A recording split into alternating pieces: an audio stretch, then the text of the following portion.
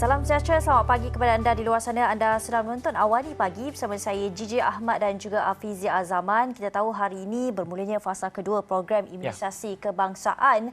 Tetapi walaupun keyakinan global terhadap vaksin COVID-19 semakin hari semakin meningkat, keraguan dan keengganan menerima vaksin tetap menjadi masalah utama. Untuk menangani cabaran ini, sebenarnya Science Media Centre SMC Malaysia dan juga Surat Khabar Sains The Petri Dish secara rasminya melancarkan #Yakini Vaksin, iaitu satu projek kempen kesedaran yang bertujuan untuk melawan mitos dan juga salah faham tentang vaksin COVID-19. Dan untuk kita bincangkan tajuk ini, kita bawakan dua tetamu, Datin Dr. Mahalakshmi Arujanan, pengasas bersama Science Media Centre SMC dan juga Profesor Madya Dr. Sarah Chinnasamy, penganalisis politik dan juga media sosial Fakulti Komunikasi Pengajian Media UiTM. Selamat pagi kepada kedua tetamu kita. Terima kasih kerana sudi bersama-sama kita di fasa kedua program vaksinasi melibatkan warga tua, golongan rentan dan juga OKU yang akan bermula hari ini. Tapi sebenarnya kita tengok perjalanan perolehan vaksin COVID-19 ini di Malaysia dilihat sedikit perlahan berbanding negara-negara Asia Tenggara yang lain. Jadi adakah ini kemungkinan besar juga menjurus kepada terdapat golongan yang menolak vaksin, ada yang ragu-ragu atas pagar untuk terima vaksin. Jadi bagaimana kita mahu tanganinya? Inilah penjelasan dan juga analisis bersama kita, sama-sama kita rungkaikan. Dan pertama sekali saya nak pergi kepada Dr. Maha. Dr. Maha, kalau kita nak lihat sebenarnya apa salah faham berkaitan dengan vaksin di luar sana yang menyebabkan kempen vaksinasi di Malaysia ini dilihat orang kata agak perlahan? Selamat pagi Afizi, selamat pagi Iji. Saya rasa keraguan tentang vaksin dan keengganan untuk menerima vaksin ini bukan satu perkara yang baru. Dari lama, dari BCG, tetanus, polio, semuanya masyarakat umum bukan saja di Malaysia, masyarakat global juga mempunyai banyak kesangsian terhadap vaksin. Jadi bila vaksin COVID ini pula sampai masa pandemik ini, jangka masa singkat yang diambil untuk menghasilkan vaksin ini meninggikan lagi keraguan masyarakat terhadap vaksin. Saya rasa ini satu-satunya faktor yang utama keengganan ataupun macam Afizi kata duduk di atas pagar kan. Jadi ini mungkin satu faktor yang utama. Jadi saya rasa apa yang kita perlu adalah untuk menyedarkan masyarakat umum tentang komplikasi-komplikasi vaksin dan isu-isu tentang vaksin ini. Prof. Sarah, kalau melihat kepada salah faham vaksin yang ada di luar sana, dari pemerhatian Prof. Sarah sendiri, apa mungkin salah faham yang biasanya dilakukan oleh rakyat? Kita tahu kerajaan ketika ini juga pun telah banyak menyampaikan maklumat-maklumat serta mungkin info-info kepada mereka-mereka di luar bandar dan juga kita yang social media tu berada di hujung tangan. Tetapi apa mungkin salah faham daripada rakyat tentang vaksin ini? Saya rasa berhubung dengan tanggapan yang kita mengatakan bahawa vaksin ini mungkin akan membawa sesuatu kemudaratan ataupun sebarang bentuk kritikan dan sebagainya. Saya rasa faktor itu dilihat secara menyeluruh, tetapi saya rasa faktor itu masih dianggap kecil berbanding dengan bagaimana mekanisme penyaturan ataupun struktur penyaluran komunikasi itu dilakukan sehingga ke peringkat bawahan rakyat supaya mereka memahami tentang bagaimana mereka untuk mendaftar vaksin dan juga mendapatkan kemudahan ini. Jadi saya melihat tanggapan yang mengatakan bahawa salah faham berkenaan dengan vaksin ataupun fahaman ekstremis terhadap vaksin itu, faktor itu masih dikatakan kurang ataupun kecil berbanding dengan faktor di mana penyaluran mekanisme komunikasi maklumat ini sehingga ke peringkat bawahan itu lebih penting untuk membuatkan rakyat kita untuk mendaftar vaksin berkenaan. Jadi kalau kita lihat daripada statistik yang sekarang berada di dalam 26 juta yang telah mendaftar MySejahtera dan dalam itu kita lihat 7.6 sudah pun mendaftar untuk mendapatkan proses vaksinasi. Jadi saya melihat penembusan mekanisme penyaluran maklumat itu kalau pergi ke peringkat akar umbi, lebih digandakan lagi cara penyampaian itu, mungkin akan meraih lagi sokongan ramai pihak yang akan datang mendaftar. Akar umbi maksudnya pecahannya bagaimana? Di pendalaman ke di mana ke? Kita lihat kebanyakan mereka yang mempunyai apps MySejahtera menggunakan smartphone ini kebanyakannya di kawasan di peringkat-peringkat bandar. Tapi bagaimana di kawasan pedalaman, di kawasan Bukit Bukau ataupun di kawasan yang tidak mempunyai akses akses internet langsung di situ. So bagaimana kalau kita melihat klasifikasi warga emas, warga kurang upaya dan juga warga kononnya ibu tunggal yang mungkin mereka tidak mempunyai literasi berkaitan dengan gadget-gadget teknologi ini. Jadi ini adalah perkara-perkara utama yang perlu kita fikirkan bersama. Saya boleh kongsikan hari ini di sini kepada anda semua di kalangan ahli keluarga saya, iaitu bapa saya sendiri yang berumur 68 tahun, cuba download MySejahtera ini dan beliau telah mengguna kawan-kawan beliau di kampung dan cuba untuk mendaftar MySejahtera itu, tapi 2-3 kali fail. Jadi ini adalah satu perkara yang saya melihat secara praktikal di mana warga-warga emas ini khususnya mereka memerlukan bantuan. Dan satu contoh yang paling sesuai di sini seperti yang kita lihat di Terengganu apabila dengan bantuan Don Wakaf Mempelam di Terengganu di mana masjid itu telah dibuka selepas solat tarawih sebagai tempat untuk pendaftaran COVID. Jadi itu vaksinasi itu adalah satu perkara yang mana mereka dapat mendaftarkan lebih daripada 100 orang selepas solat tarawih. Itu adalah satu perkara yang perlu kita bawa kerana bukannya mereka enggan untuk mendapatkan vaksinasi ataupun mereka anti vaksin, tetapi mereka tidak ada pengetahuan berhubung dengan MySejahtera, tidak mempunyai telefon bimbit, smartphone untuk berbuat demikian. Jadi Dr. Maha, apa mungkin kelainan dalam kempen #yakini vaksin ni yang dibawakan? Adakah ia akan membawa keyakinan orang ramai dan juga membawa orang ramai yang di luar sana yang tidak mempunyai akses seperti Prof. Sarah katakan untuk terus mendaftar vaksin atau bagaimana? Okey, seperti Prof. Sarah katakan, saya rasa ada banyak faktor ya di sini. Satu ialah ketidakupayaan untuk dapatkan MySejahtera app ataupun MySejahtera app itu taklah senang untuk kita update.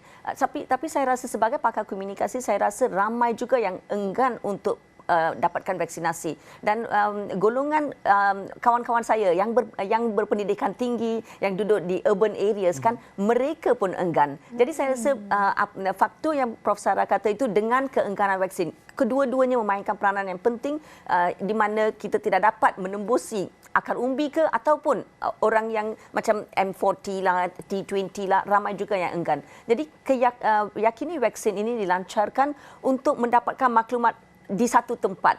Memang media dari dulu lagi telah memainkan peranan yang penting untuk diseminasikan informasi tentang COVID, tentang vaksin. Tetapi saya rasa semuanya scattered di merata tempat. Dan juga ada juga yang headline itu sensasi sangat. Bila headline itu menakutkan, walaupun bila kita baca artikel itu, memang artikel itu mengkupas apa-apa isu, tetapi headline itu pula menakutkan. Dan kita perlu faham yang bukannya semua orang akan baca sesuatu artikel itu dari beginning sampai ke akhir. Jadi bila baca headline saja mereka takut. Jadi yakini vaksin ini untuk mendapatkan semua maklumat yang complicated, yang scientific, dan kita repackage maklumat ini dalam bahasa yang mudah difahami, bahasa yang simple dan juga menangani ataupun menangkis isu-isu concern, public concern ya tentang vaksin, semuanya di dua tempat.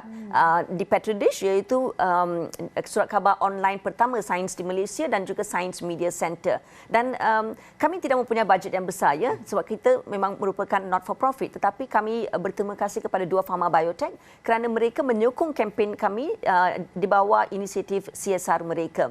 Jadi apa yang kita lakukan ialah kita ada lembaran fakta, fact sheet, kita ada infografik, webinar satu sudah dah berlalu dan satu lagi 24 hari bulan minggu ini ya dengan Profesor Dato' Adiba, semua orang kenal kan, dan Dr. Masita Arif dari IMR.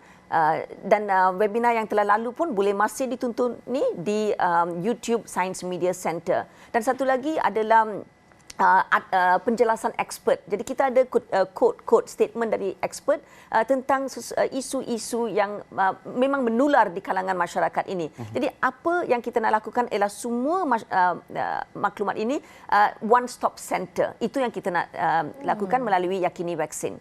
Dan kita gunakan social media. Sebab social media memang satu tool yang efektif sangat. Jadi social media, Science Media Centre, the Petri Dish, Malaysian Biotech Information Centre, kita menggunakan social media tersebut juga untuk menembusi ke masyarakat umum dan dalam semua bahasa. 4 bahasa utama, bahasa Melayu, bahasa Inggeris, Mandarin dan Tamil. Macam mana dia akan tackle macam Dr. Sarah cakap, individu yang tidak terjangkau akan internet, capaian internet yang lemah, tidak mempunyai literasi untuk menggunakan alat-alat media sosial dan sebagainya. Bagaimana kempen ini dapat menjangkaui mereka ini? Okey, memang ada limitationnya sebab seperti yang saya katakan, kami ini bukanlah satu mempunyai bajet yang besar. Jadi kita membuat apa yang kita we can afford to do, right? So saya berharap apabila orang yang ada social media, yang ada internet yang bagus, boleh share at least kepada WhatsApp.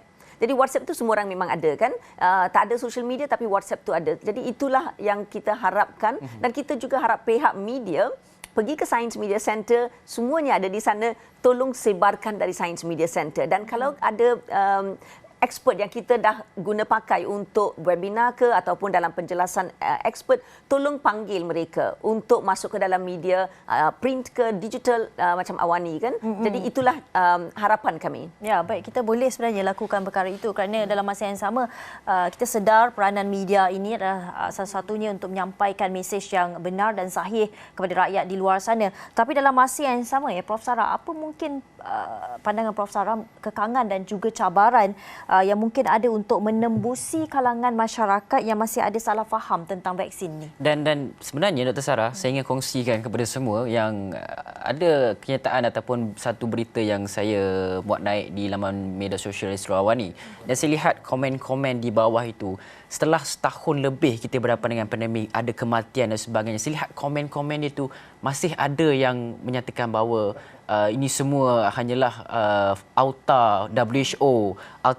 Orang begitu tak yakin dengan Pertubuhan Kesihatan Sedunia, WHO dan sebagainya. Dia ada-adakan pandangan mereka kan? Mereka kata kes COVID sebab mereka comparekan dengan apa? Mereka comparekan dengan bazar dah boleh buka, perniagaan-perniagaan dah boleh buka.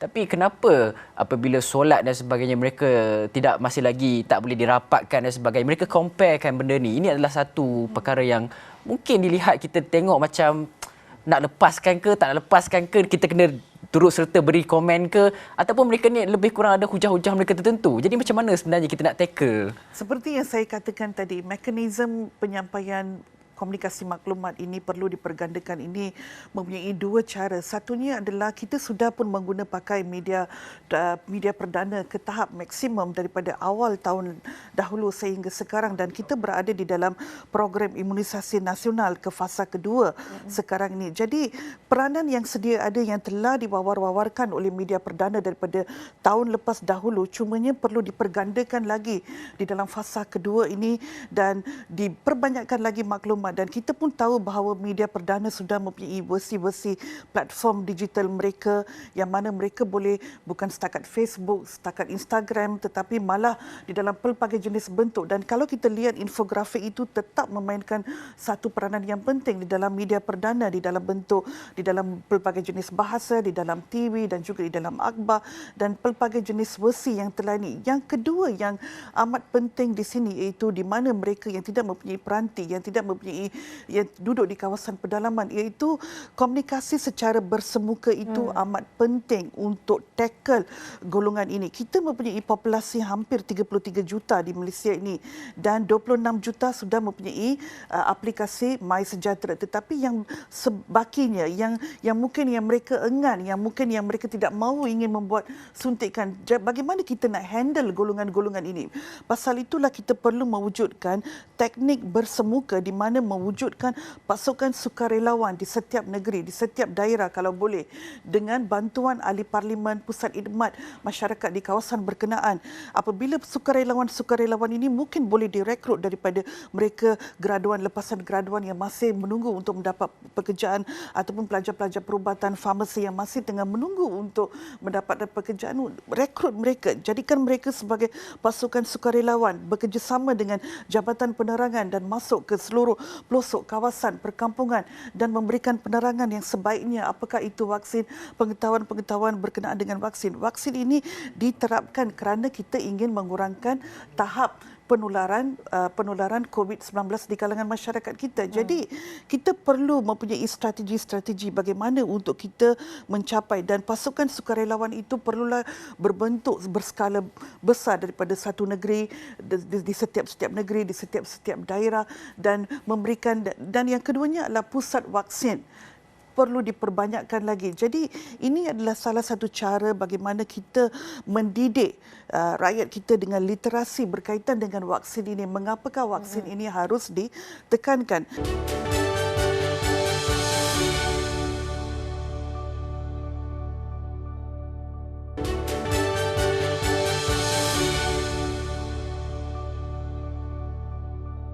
Dan kita pada jam ini akan membicarakan satu topik yang saya kira masing-masing pun sedang memperkatakannya di sosial media, terutama tenaga pengajar dan juga guru-guru, dan debaran itu juga terasa saya kira kepada pelajar-pelajar. Dan kita tahu walaupun perkara itu sudah bermula sejak tahun lepas, tetapi proses pengajaran dan pembelajaran di rumah PDPR disifatkan sebagai kelaziman baru yang mencabar bukan sahaja kepada pelajar, malah terhadap tenaga pengajar dan juga ibu bapa.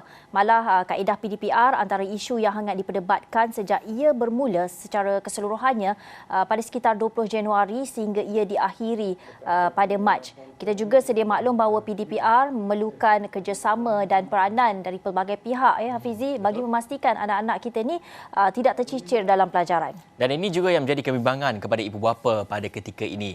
Dan kami pasti yang tidak bersedia, bagaimanapun penting kepada kita untuk mendapatkan serba sedikit motivasi memulakan PDPR yang sekiranya ia diumumkan kerana kita memandangkan kluster kes COVID-19 di institusi pendidikan sedang meningkat pada masa kini. Kita nak bersama dengan perundian motivasi keluarga, Zaid Muhammad. Selamat pagi Encik Zaid.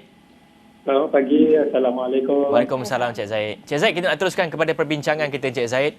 Ramai ibu bapa mungkin mereka ini mengeluhlah mengenai PDPR ini. Kita tahu ia sangat memerlukan komitmen yang sangat tinggi dari kalangan ibu bapa, begitu juga dengan pelajar-pelajar. Apa perlu ibu bapa pelajari daripada PDPR sebelum ini, dan bagaimana kita nak menjadikan kali ini mungkin lebih bersemangat kepada ibu bapa dan juga kepada pelajar-pelajar itu sendiri Encik Zaid? Okey, terima kasih Gigi Hafizi. Ya, satu topik yang sedang hangatlah di kalangan ibu-ibu, ayah-ayah. Saya sebagai seorang ayah pun terkesanlah dengan kes ni. Hari-hari risau bila anak ke sekolah, terasa ada kes ke kat sekolah, ada jangkitan ke dan sebagainya. Jadi saya sebagai seorang ayah yang ada anak tingkatan 5, saya sangat seronoklah bila sekolah dibuka kan, sebab anak saya akan ambil SPM tahun ni, dan saya yakin ramai ibu-ibu dan ayah-ayah pun mempunyai perasaan yang sama. Tetapi pada masa yang sama, bila kes makin menaik, yang sebalik daripada kita jangkakan, kita dulu berdoa untuk jangka kes makin turun. Tetapi yang berlaku sebaliknya, maka timbul kerisauan baru pula. Apa akan berlaku dekat anak kita, adakah anak kita terdedah dengan risiko dan sebagainya. Dan kena pula banyak pula sekolah yang telah ditutup dan terbukti ada kluster-kluster sekolah pula. Jadi di sinilah ibu bapa kena menelanlah. Bagi saya kena menelanlah satu benda yang pahitlah. Bukan kita suka pun, PDPR memang tak dinafikan ada cabaran-cabaran tersendiri, tetapi kita juga kena berpegang kepada realiti lah, bahawa ianya walaupun mungkin satu benda yang kita tak suka, tetapi ia satu benda yang kita perlukan. Orang tua-tua kita pesan dulu apa, Allah biasa, Allah bisa, tegal biasa. Kita pun dah beberapa bulan PDPR, dah ada sedikit pengalaman.